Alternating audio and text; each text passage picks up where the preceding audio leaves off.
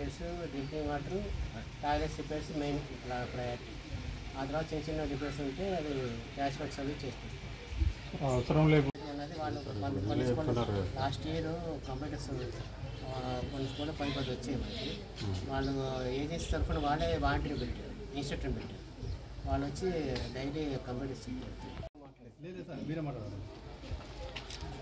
ఈరోజు బడిబాట సందర్భంగా నల్లిపేట మండలంలోని గర్ల్స్ స్కూలు, తర్వాత బాయ్స్ స్కూలు, హెచ్ఎంస్, తర్వాత స్టాఫ్, తర్వాత వాళ్ళు బడిబాట ప్రోగ్రామ్కి క్యాంపెయినింగ్ కింద మరి పిల్లలతోటి, తర్వాత పేరెంట్స్ తోటి మాట్లాడి ఈరోజు ఒక 7 మంది విద్యార్థులు చేర్చడం జరిగింది.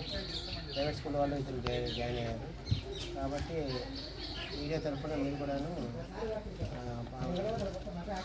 గవర్నమెంట్ స్కూళ్ళలో చదివితే పిల్లలకి ఏ లాభాలు ఉన్నాయి, టెక్స్ట్ బుక్లు కానీ, యూనిఫామ్ కానీ, టేబుల్స్ కానీ, తర్వాత స్పోర్ట్స్ కానీ అందరూ ట్రైన్ చేసిన టీచర్లు ఉంటారు.